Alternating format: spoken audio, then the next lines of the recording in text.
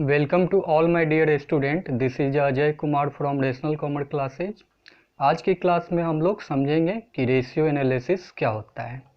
Chapter 12th में जो है रेशियो एनालिसिस को पढ़ने के लिए दिया गया है।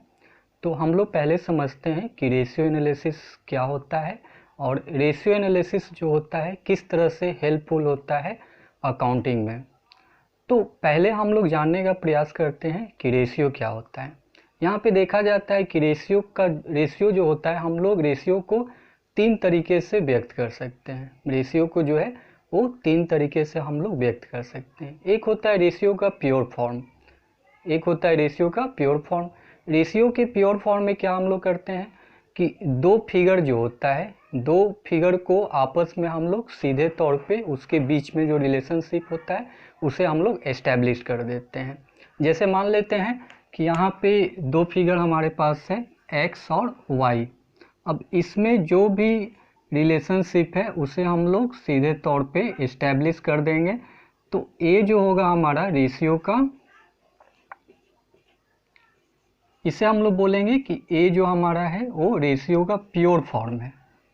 इस तरह के एस्टैब्लिशमेंट को, इस तरह के रिलेशनशिप को यदि हम लोग एस्टैब्लिश करते हैं दो आइटम्स के बीच में, तो हम लोग कहेंगे कि ये जो है रेशियो का प्योर फॉर्म है। और नेक्स्ट हम लोग देखते हैं कि रेशियो को जो होता है वो परसेंटेज के फॉर्म में एक्सप्रेस किया जाता है। अब दो आइटम है, अब दोनों आइटम को हम लोग क्या करेंगे कि 100 से यदि हम लोग मल्टीप्लाई कर देंगे, उसके रिलेशनशिप को निकालने के लिए हम लोग 100 से यदि मल्टीप्लाई कर देंगे तो उनका जो रिलेशनशिप होगा वो जो है परसेंटेज के फॉर्म में हम लोग को फाइंड आउट हो जाएगा। अब जैसे हम लोग देख लेते हैं कि एक हमारा आइटम 4000 है और एक जो है 2000 है। हम लोग क्या करेंगे कि 4000 और 2000 के बीच में जो हम लोग रेशियो एस्टैब्लिश कर रहे हैं, जो रिलेशनशिप एस्टैब्लिश कर रहे हैं, उसे हम लोग 100 से मल्टीप्लाई करके करेंगे। तो इस तरह से जो रिलेशनशिप हम लोग को फाइंड आउट होगा वो परसेंटेज में फाइंड आउट होगा। अब जैसे इसे हम लोग 100 से यदि इस तरह से मल्टीप्लाई कर देंगे तो जो भी हम लोग यहाँ पे देखेंगे वो परसेंटेज में हम लोग को मिलेगा। तो इस तरह से हम लोग देख सकते हैं कि यहाँ पे जो भी हम लोग देखेंगे वो हम लोग को परसेंटेज में मिलेगा। अब हम लोग देखते हैं कि रेशियो का जो थर्ड फॉर्म होता है वो हम लोग देखते हैं कि एक आइटम जो है वो दूसरे आइटम के कितना टाइम है, हम लोग टाइम्स में उसे एक्सप्रेस करते हैं। हम जैसे मान लेते हैं कि एक हमारा कोई आइटम है x और एक कोई आइटम है y। अब x जो है वो 5 है और y जो है वो 25 है। तो हम लोग कह सकते हैं कि y जो है वो 5 टाइम्स है, y जो है वो 5 टाइम्स है। किससे 5 टाइम्स है? तो x से। तो रेशियो को हम लोग टाइम्स के फॉर्म में भी एक्सप्रेस कर सकते हैं। ये जो होता है रेशियो का हमारा, ये जो है वो इस तरह से यदि हम लोग एक्सप्रेस करेंगे रेशियो को तो ये हमारा प्योर फॉर्म होगा, प्योर फॉर्म है। यदि रेशियो को हम लोग इस तरह से परसेंटेज के फॉर्म में एक्सप्रेस करते हैं तो ये हमारा परसेंटेज हो जाएगा, परसेंटेज फॉर्म हो जाएगा। और यदि हम लोग टाइम्स के फॉर्म में एक्सप्रेस करते हैं रेशियो को, ठीक है, तो रेशियो को हम लोग टाइम्स के फॉर्म में भी एक्सप्रेस कर सकते हैं। तो इस तरह से रेशियो को हम लोग एक्सप्रेस कर सकते हैं। अब हम लोग जानते हैं कि रेशियो एनालिसिस एक्चुअली होता क्या है। जितना भी अकाउंटिंग डेटा होता है, जो भी फिनेंशियल स्टेटमेंट है, तो फिनेंशियल स्टेटमेंट्स में जितने भी फिगर्स हैं तो उस फिगर को हम लोग क्या करते हैं कि एक फिगर को दूसरे फिगर के साथ जो होता है वो कंपेयर किया जाता है। तो एक फिगर को दूसरे फिगर के साथ कंपेयर करने के लिए हम लोग रेशियो एनालिसिस का हेल्प लेते हैं, उसकी मदद लेते हैं। रेशियो एनालिसिस जो होता है एक बहुत ही बेहतरीन टेक्निक है। इसके इस्तेमाल से हम लोग किसी भी फिगर का जो है, जो फिनेंशियल स्टेटमेंट में जो फिगर है, तो दो फिगर के बीच में जो है एक एनालिसिस हम लोग एस्टैब्लिश कर सकते हैं, उनमें कंपेयर एस्टैब्लिश कर सकते हैं, यानी कंपैरिजन हम लोग कर सकते हैं। साथ में हम लोग डेटा को जो है ना इंटरप्रेट भी कर सकते हैं, साथ में डेटा को हम लोग इंटरप्रेट भी कर सकते हैं। तो एक कहीं ना कहीं फिनेंशियल पोजीशन के एनालिसिस में रेशियो एनालिसिस जो होता है एक बहुत ही महत्वपूर्ण रोल प्ले करता है। इसकी सहायता से हम लोग फिनेंशियल स्टेटमेंट को अच्छे तरीके से रीड कर सकते हैं और उसके पोजीशन को हम लोग एस्टिमेट कर सकते हैं, एक अनुमान लगा सकते हैं कि यदि इस साल हमारा पोजीशन फिनेंशियल स्टेटमेंट का ऐसा है, तो रेशियो एनालिसिस के माध्यम से हम लोग आने वाले ईयर के लिए हम लोग कहीं ना कहीं एक पोजीशन को एस्टिमेट कर सकते हैं, उसका अनुमान लगा सकते हैं। तो रेशियो एनालिसिस जब भी हम लोग करने जाते हैं तो रेशियो एनालिसिस का कुछ स्टेप्स होता है, जिसमें से पहला जो हमारा स्टेप होता है कि सबसे पहले तो जिनके बीच हम लोग को रेशियो एनालिसिस करना है, एक कंपैरिजन एस्टैब्लिश करना है, पहले उन फिगर को हम लोग को लेना पड़ेगा। यानी हम लोग कह सकते हैं कि सबसे पहले रिलेवेंट डेटा को हम लोग को सिलेक्ट करना होगा। जब हम लोग रिलेवेंट डेटा को सिलेक्ट कर लेते हैं तो उसके बाद हम लोग क्या करते हैं कि उस रिलेवेंट डेटा के बीच में जो होता है कंपैरिजन एस्टैब्लिश करते हैं। इसके लिए हम लोग रेशियो कैलकुलेट करते हैं। सेकेंड स्टेप में हम लोग रेशियो को कैलकुलेट करते हैं। थर्ड स्टेप में हम लोग क्या करते हैं कि यदि रेशियो कैलकुलेट हो गया है तो उसके बीच में हम लोग देखते हैं कि एक डेटा का जो रेशियो है और जो अनदर डेटा का रेशियो है, तो उसके बीच में हम लोग कंपैरिजन भी एस्टैब्लिश कर सकते हैं। यदि मान लेते हैं कि किसी डेटा का जो रेशियो है वो 2019 में क्या है, तो हम लोग उसे 2020 के रेशियो से कंपेयर कर सकते हैं। यानी दो टाइम ऑफ पीरियड में जो है हम लोग रेशियो एनालिसिस करके डेटा का दो टाइम ऑफ पीरियड में पोजीशन क्या है उससे हम लोग कंपेयर कर सकते हैं। यानी रेशियो एनालिसिस जो होता है डेटा को आपस में कंपेयर करने में बहुत ही हेल्प करता है हम लोग का।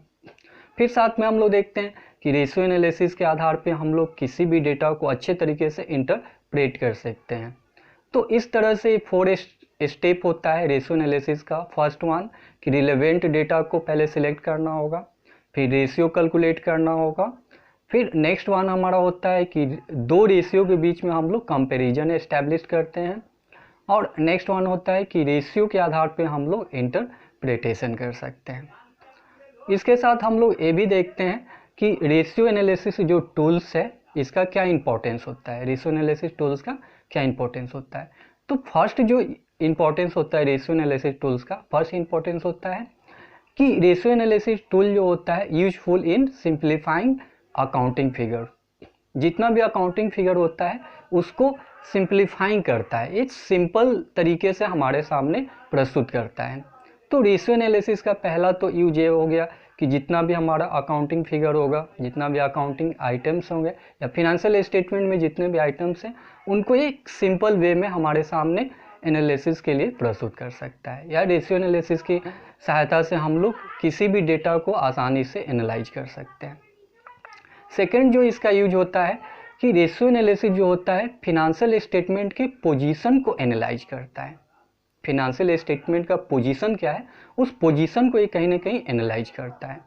तो रेशियो एनालिसिस जो है हम लोग का हेल्प करता है फिनेंशियल स्टेटमेंट के पोजीशन को एनालाइज करने में। थर्ड जो इसका यूज होता है कि जो ऑपरेशनल इफिशियंसी होता है किसी भी फर्म या ऑर्गेनाइजेशन का, जो ऑपरेशनल इफिशियंसी होता है, तो ऑपरेशनल इफिशियंसी को रेशियो एनालिसिस जो होता है एसेस करता है। हम रेशियो एनालिसिस की मदद से हेल्प से जो है किसी भी फर्म या ऑर्गेनाइजेशन के ऑपरेशनल इफिशियंसी को एसेस कर सकते हैं।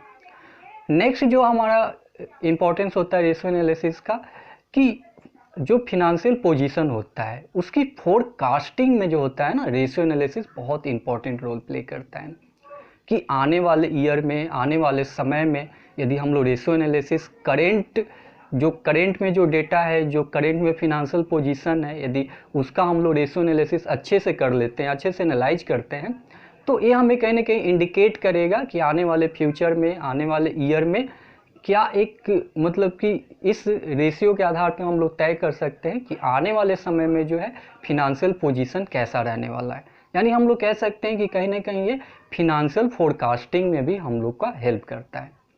फिर नेक्स्ट जो हम लोग इसका यूज़ देखते हैं कि जो बिजनेस ऑर्गेनाइजेशन होता है, तो बिजनेस ऑर्गेनाइजेशन का जो वीक स्पॉट होता है, बिजनेस ऑर्गेनाइजेशन का जो वीक स्पॉट होता है, तो वीक स्पॉट को भी रेशियो एनालिसिस के माध्यम से हम लोग लोकेट कर सकते हैं। जितना भी बिजनेस ऑर्गेनाइजेशन है यदि उनका कहीं पे कोई वीक स्पॉट है तो उसे हम लोग लोकेट कर सकते हैं रेशियो एनालिसिस के हेल्प से। नेक्स्ट जो हमारा यूज होता है कि रेशियो एनालिसिस जो होता है दो टाइम ऑफ पीरियड में जो अकाउंटिंग डेटा होता है, जो अकाउंटिंग फिगर होता है, तो उनके बीच में एक कंपैरेटिव स्टडी प्रस्तुत करेगा। जो भी डेटा हमारे सामने होगा, जो भी अकाउंटिंग फिगर होगा, और दो टाइम ऑफ पीरियड का जो अकाउंटिंग फिगर है, तो उनके बीच में हम लोग क्या कर सकते हैं कि एक कंपैरेटिव स्टडी को एस्टैब्लिश कर सकते हैं। तो ये सभी यूजेज है, या हम लोग इम्पोर्टेंस कह सकते हैं रेशियो एनालिसिस का, ये सभी इम्पोर्टेंस है। नेक्स्ट हम लोग देखते हैं कि रेशियो एनालिसिस को हम लोग क्लासीफाई करते हैं। जब भी रेशियो एनालिसिस करने की बात आती है तो हम लोग रेशियो एनालिसिस करने से पहले इसे कुछ कैटेगरीज में क्लासीफाइड कर देते हैं। तो रेशियो एनालिसिस को जब हम लोग क्लासीफाई करने जाते हैं तो यहाँ पे मेनली जो है 3 कैटेगरी में इसे क्लासीफाई किया जाता है, जिसमें से फर्स्ट हमारा होता है प्रॉफिटेबिलिटी रेशियो, सेकेंड होता है टर्नओवर और एक्टिविटी रेशियो, और थर्ड होता है हमारा long term solvency ratio. Ratio analysis को 3 कैटेगरी में हम लोग कैटेगराइज करते हैं और उसके बाद इसका हम लोग स्टडी करते हैं।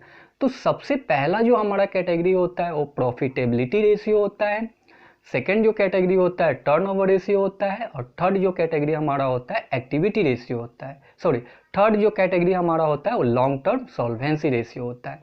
तो इस तरह से हम लोग रेशियो एनालिसिस को 3 कैटेगरी में कैटेगराइज करके इसका स्टडी हम लोग कर सकते हैं, और जो भी फिनेंशियल पोजीशन है उसको हम लोग रेशियो एनालिसिस के माध्यम से एनालाइज कर सकते हैं। तो अगले क्लास में हम लोग देखेंगे कि जो प्रॉफिटेबिलिटी रेशियो होता है उसे हम लोग कैसे फाइंड आउट करेंगे, और इस कैटेगरी में कौन कौन सा रेशियो हम लोग को फाइंड आउट करने की ज़रूरत पड़ती है, या कौन कौन सा रेशियो हम लोग प्रॉफिटेबिलिटी रेशियो के अंदर फाइंड आउट करते हैं। तो आज की क्लास में बस इतना ही।